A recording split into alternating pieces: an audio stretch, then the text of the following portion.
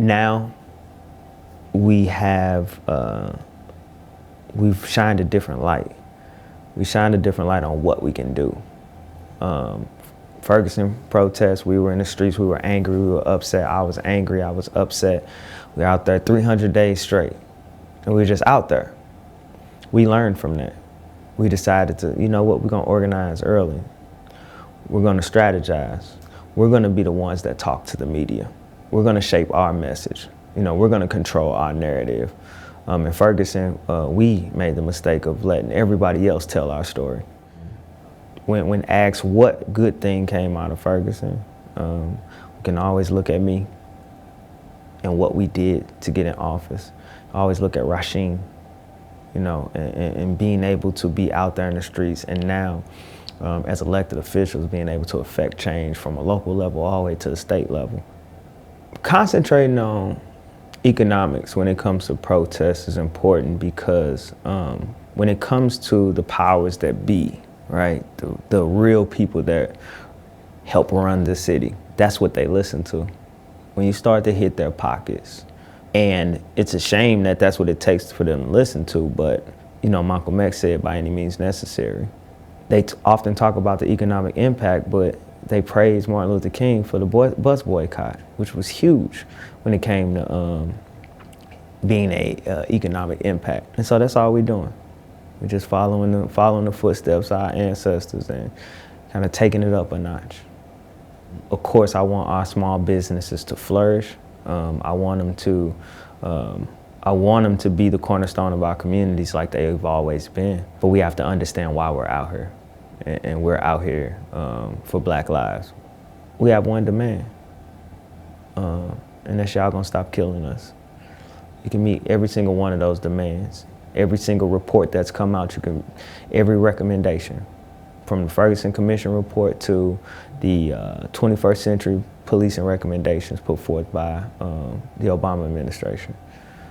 But at the end of the day, that's not gonna teach somebody to look at me as a human being. It's not gonna teach somebody that my life matters just as much as his life or his kids or anybody in his family. And that's not gonna teach anybody about communication, which is the most powerful weapon that an officer has. It's the most powerful weapon that any of us have. And so the end game looks like our life expectancy going up and not being vastly different from somebody who doesn't look like me but just lives right across the street. The root cause of police misconduct, police brutality, racial profile in this culture. If we look at the office, they always talk about numbers. What do the numbers look like? Well, we look at who's doing the shooting and who's getting shot. We have white officers shooting black folks. We don't have black officers shooting black folks. That speaks to the culture. That speaks to where their mindset is, how they look at me, how they look at somebody that has the same skin color as me, that come from the same community that I come from. That speaks to their bias, the way they were raised, their perception of my community and anybody that looks like me. If you have an officer, I say an officer comes from this rural area that didn't grow up anybody that looked like me, didn't know anybody that looked like me. And the only thing he's learned about black folks is what his father, grandfather, so on and so forth have taught him, what media shows him, the news, even movies. If you leave that, if that's the only thing you have to draw your conclusion off me, then you're gonna be scared of me. Your threat assessment is gonna be at 10 when we encounter each other. Because you don't see a state representative, a business owner, community activist, a father, a bowler, a guy who likes Rod Stewart. That's not what you see. You see a young black man in jogging pants, a hoodie, with tattoos on his face that look like everybody that you've ever seen get locked up. Being an elected official now,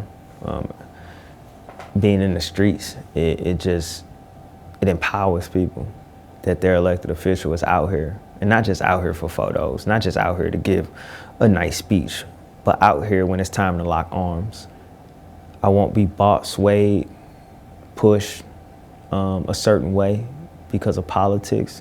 It simply has to do with the people, what the people say. And I continue to stand up, but not only stand up loudly, and show up. And I'm accessible. So when folks see me in the streets, you know, I feel like I'll never lose that credit, because that street credit is more important than anything. It's more important than this political position, because I can serve my 8 years and be gone. And I'm not a politician anymore. I'm not a public servant anymore, but I'll always be from these streets.